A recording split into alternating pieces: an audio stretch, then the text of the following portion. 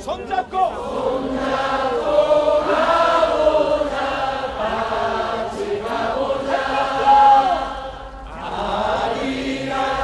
끝이 아닙니다. 시작에 불과합니다.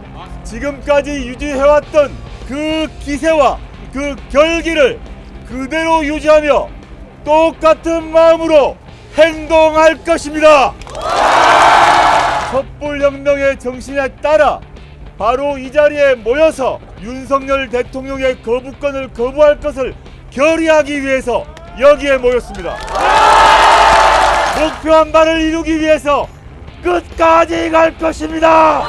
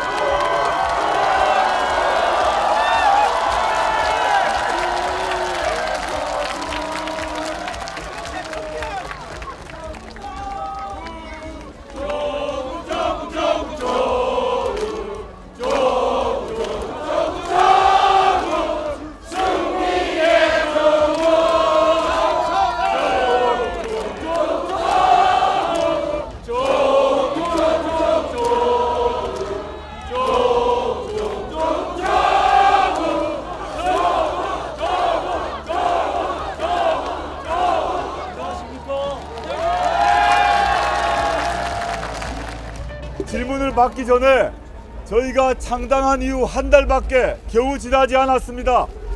그 짧은 기간 동안 서울 시민 여러분들과 대한민국 국민들께서 지역을 불문하고 남녀노소를 불문하고 전국 모든 곳에서 모든 계층 계급의 시민들이 조국혁신당에 대해서 보내주신 열렬한 응원과 격려에 깊이 감사드립니다.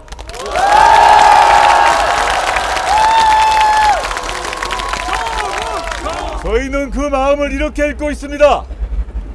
내일 바로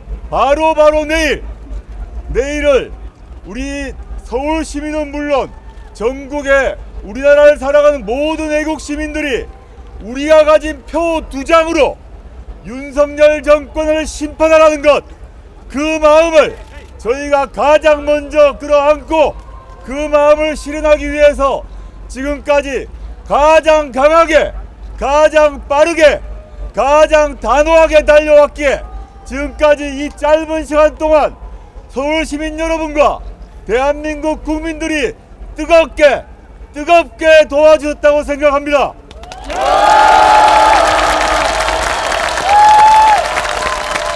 내일 4월 10일은 이 끝이 아닙니다. 시작에 불과합니다. 조국혁신당은 지금까지 유지해왔던 그 기세와 지금까지 품어왔던 그 결기를 그대로 유지하며 내일 4월 10일 이후에도 똑같은 자세로 똑같은 마음으로 행동할 것입니다.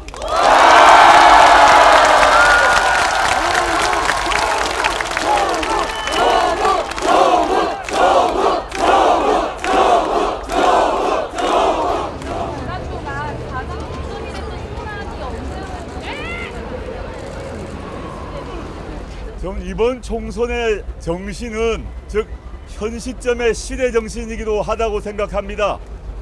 제가 전국을 돌면서 영남, 호남 막론하고 전국을 돌면서 느꼈는데 하나로 다 모아졌습니다.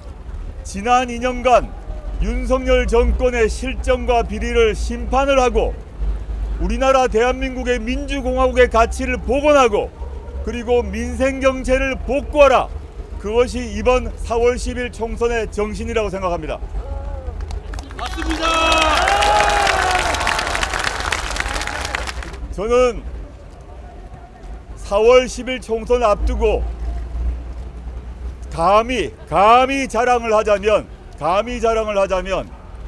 우리 현재 4월 10일 총선이 승리가 다가오고 있다고 생각합니다.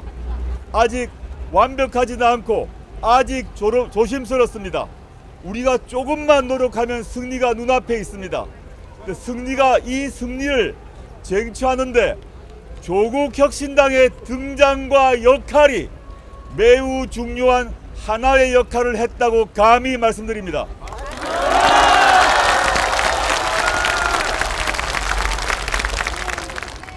김건희 여사께서 사전 투표한 사실이 뒤늦게 알려졌는데 왜 공개적으로 투표하지 않았다고 생각하시는지와 함께 아직도 없다. 대한민국 역사에서 총선에 있어서 영부인이 공개적으로 투표하지 않은 경우를 본 적이 없습니다.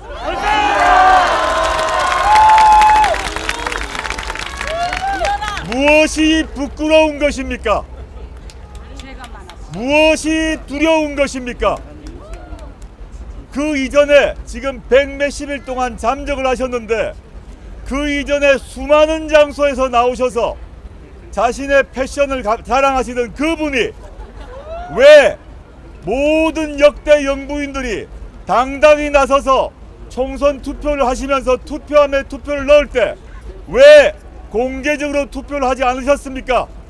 저는 되묻고 싶습니다. 본인 스스로 알고 계실 것이라고 생각합니다. 저의 추측으로는 국민들의 심판의 열기를 그분이 알고 계시는구나 라고 추측합니다.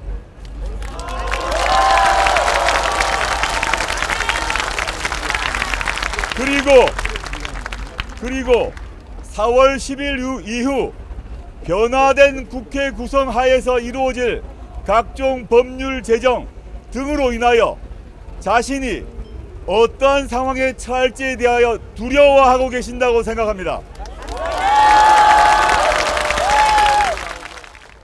나경원 의원이 어떤 맥락에서 그런 말씀한지는 잘 모르겠습니다. 제가 동작구에 2번에 걸쳐서 방문하여 기자회견을 하였습니다. 뭔가 나경원 의원이 불안한가 봅니다. 나경원 의원이 뭔지 모르겠지만 두려운가 봅니다.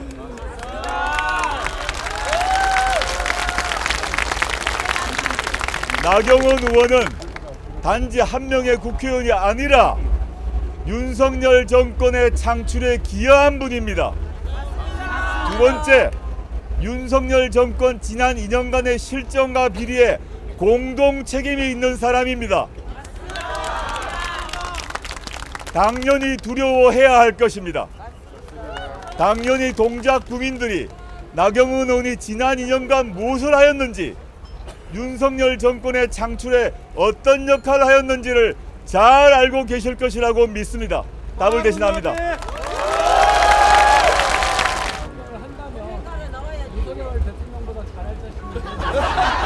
저는 가정에 전제한 답변을 하지 않을 것입니다.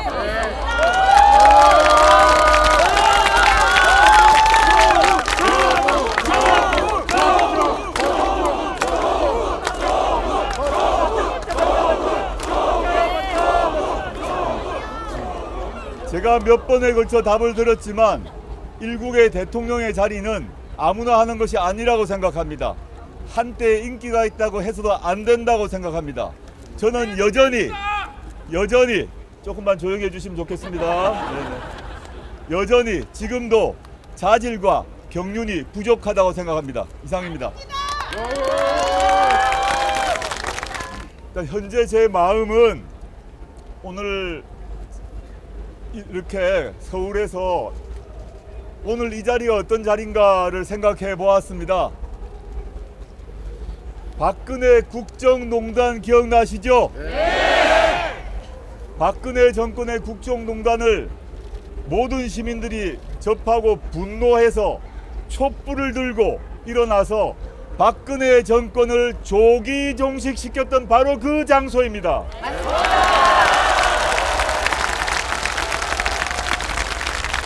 대한민국의 위대한 국민은 박근혜 정권의 국정농단, 반헌법적 국정농단을 접하고 이런 것은 민주공화국이 아니다라고 결심하고 이 거리에 나와서 박근혜 정권을 조기 종식시켰습니다. 지금 다른 형태의 국정농단이 전개되고 있다고 생각합니다. 그 조기 종식의 형식은 어떻게 될지 우리는 아무도 모릅니다. 저도 모릅니다. 그러나 우리 모두가 아는 것은 지난 2년이 지긋지긋했다는 것.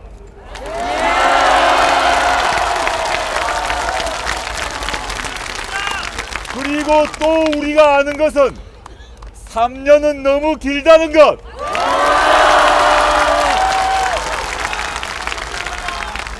그래서 오늘 이 자리에 조국혁신당이 마지막 집회를 하기로, 기자회견 자리를 마련하기로 결정한 것입니다. 그 점에서 저 역시 이제 선거가 내일이지만 끝난 게 아니다, 이제 시작이다, 이런 마음으로 여기에 서 있습니다. 제가 천공도 아닌데 투표율을 어떻게 알겠습니까? 바라건대 79.9 바라봅니다. 검찰의 권력을 정치시키기 위해서 구체적으로 어떻게 할 수 있는지 궁금합니다. 저희 공약에 있고요. 그 다음에 저희 정강 정책에도 있습니다. 검찰 독재 조기 종식에서 검찰 권력을 어떻게 할 것인가의 문제가 있는데, 지금까지는 주로 경찰과 검찰 사이의 권력을 어떻게 나눌 것인가를 중심으로 논의가 되어 왔습니다. 저는 그 당연히 했어야 될 일이고 앞으로도 마무리를 해야 됩니다. 지난 대선 직전에 국회의장 주도로 해서 당시 여야가 합의한 합의문이 있습니다. 그게 뭐냐 하면 수사와 기소를 분리하고 중대범죄수사청을 신설한다는 여야 합의가 있었어요. 근데 윤석열 정권 등장 이후 그 합의가 모두 다 휴지 쪽으로 돌아갔습니다. 첫째는 대선 전에 여야가 합의했던 그 합의문을 법안으로 만들어서 통과해야 됩니다. 두 번째, 그것만으로는 부족합니다. 저희 그래서 조국혁신당의 공약 중에 두 가지가 더 추가되어 있는데, 검찰개혁의 내용으로 말이죠. 첫째는 기소 배심제입니다. 그건 뭐냐면 중대범죄의 경우에 있어서 기소 여부에 대한 판단을 검찰에 맡기지 않고 미국처럼 기소 여부를 시민들에게 묻는 것입니다. 그렇게 한다면 예컨대 김건희 여사의 공범은 모두 1심에서 주가 조작으로 유죄 판결을 받았습니다. 그리고 김건희 여사와 그 생모 윤석열 대통령의 장모는 23억의 수익을 얻었음이 확인되었습니다. 그런데 검찰은 소환도 하지 않고 수사도 하지 않고 기소도 하지 않고 있습니다. 만약에 미국처럼 우리나라에 기소 배심제가 있다면 서울 시민 중에서 무작위로 뽑아서 김건희 여사에 대한 기소 여부를 물을 것입니다. 서울 시민들이 기소를 택하겠습니까? 불기소를 택하겠습니까?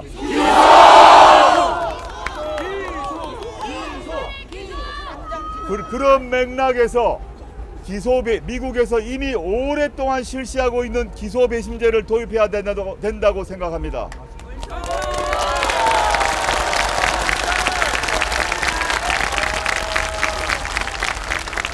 두 번째는 검사장 직선제입니다. 검사장 직선제 역시 미국에서 오랫동안 실시하고 있는 제도입니다. 그것은 뭐냐? 서울중앙지검장이 제대로 수사나 기소를 하지 않는다 그러면 국민들은 이 사람을 통제할 방법이 없습니다. 미국 같은 경우는 다음 지방선거에서 그 사람을 선거로 교체할 수가 있습니다. 검찰의 권력은 막강합니다. 미국도 막강하고 우리나라의 검찰 권력도 막강합니다. 그 검찰 수사는 독립성이 유지되어야 되고 중립성이 유지되어야 합니다. 그러나 수사의 중립성과 독립성은 유지되어야 하지만 검찰 권력은 국민으로부터 통제를 받아야 합니다.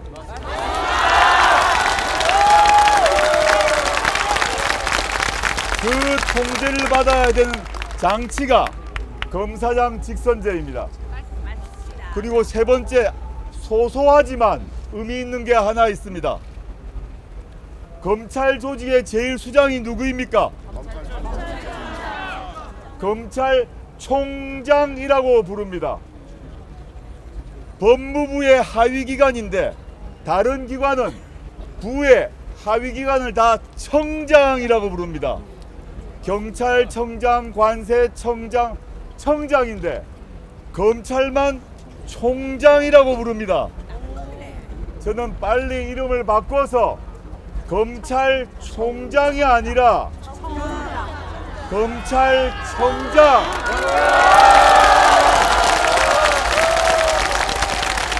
또는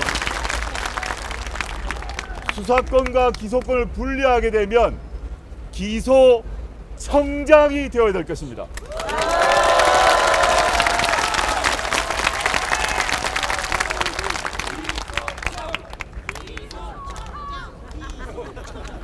(200석을) 갖는다는 얘기는 뭐냐?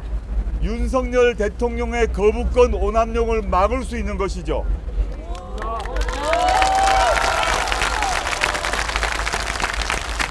국회에서 김건희 특검법을 통과시켰더니 윤석열 대통령이 자신의 부인에 대한 수사를 막으려고 날려버렸습니다. 지금 대한민국 역사에서 모든 대통령이, 윤석열 대통령 빼고 모든 대통령이 자신 가족, 친인척의 비리와 관련해서 수사를 막은 적이 한 명도 없습니다. 김영삼 대통령도 자신의 아들이 수사받는 거 막지 않았습니다. 김대중 대통령도 아들 수사 막지 않았습니다. 노무현 대통령도 마찬가지입니다. 오로지 윤석열 대통령만 자신의 부인이 수사받는 걸 막기 위해서 자기에게 주어진 헌법상의 권한을 남용하고 있습니다.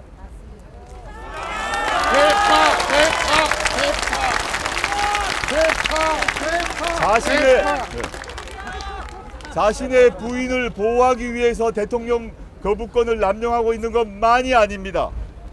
양곡관리법 국회에서 통과시켰습니다.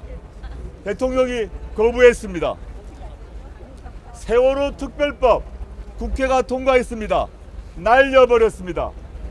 간호사의 처우를 보장하기 위한 간호법 통과했습니다. 날려버렸습니다. 자기에게 마음이 안 들면 거부권을 남용하고 있습니다.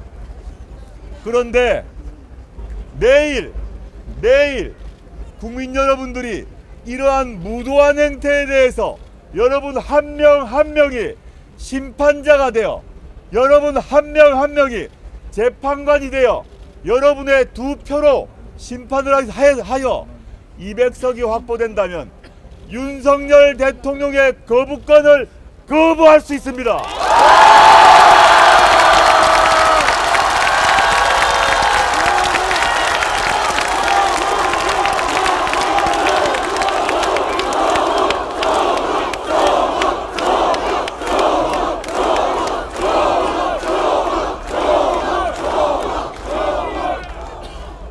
윤석열 대통령의 거부권을 우리가 거부할 수 있게 되면 세상이 변화합니다.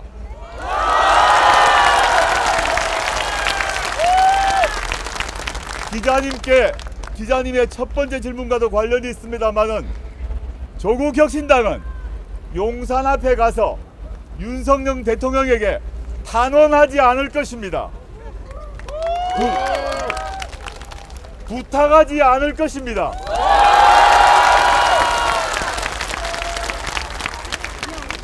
박근혜 정권을 조기 종식시켰던 촛불혁명의 정신에 따라 바로 이 자리에 모여서 윤석열 대통령의 거부권을 거부할 것을 결의하기 위해서 여기에 모였습니다.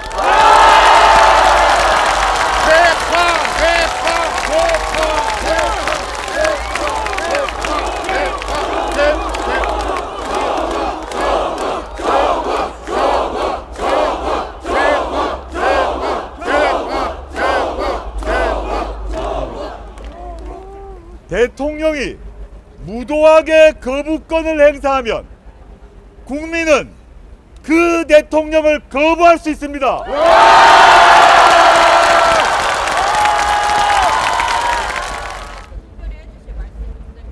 네, 저는 피로감 있다고 생각합니다. 갈등도 있다고 생각합니다. 이건 이 현재 피로함과 갈등의 원인을 제거하지 않고는 그 피로와 그 갈등은 계속될 것입니다. 윤석열 정권을 제대로 심판해야 그 갈등과 피로감이 사라진다고 봅니다.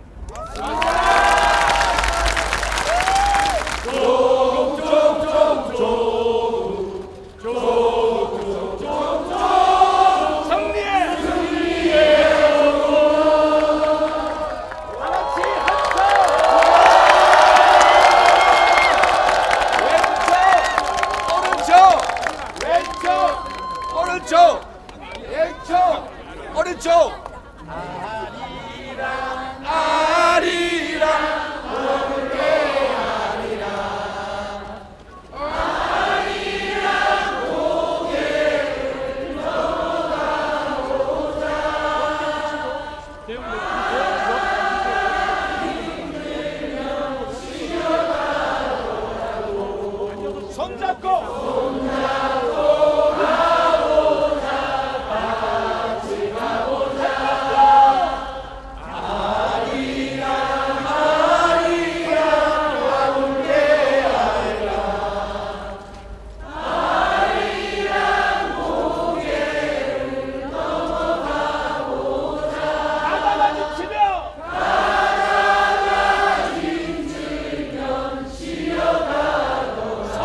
가보자.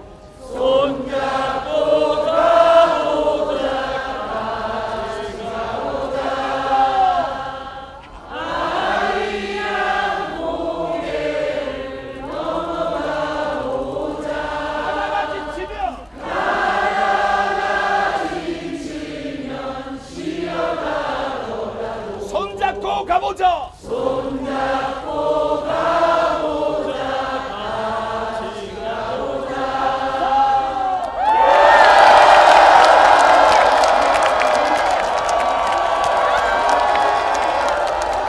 기자회견은 이제 마무리를 해야 하지만 오늘은 아직 끝나지 않았습니다.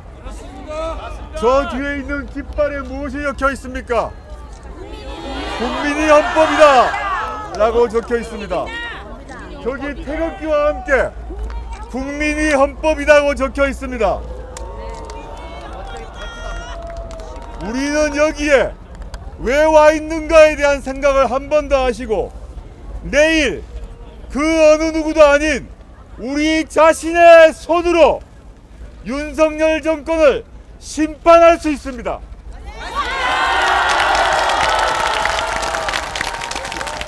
조국 혁신당은 지금까지 그래왔던 것처럼 내일도 모레도 앞으로 4년 내내 가장 단호하게 가장 강력하게 싸울 것입니다.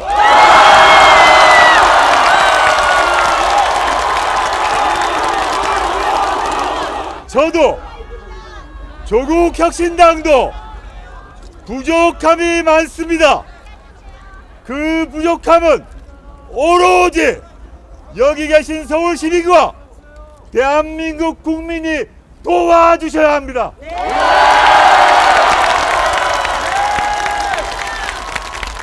국민 여러분이 도와주셔야 우리가 이길 수 있습니다.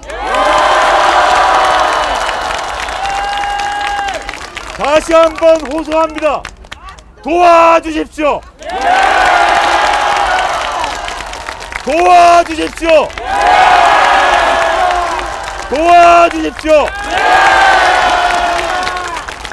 저와 조국 혁신당은 목표한 바를 이루기 위해서 끝까지 갈 것입니다.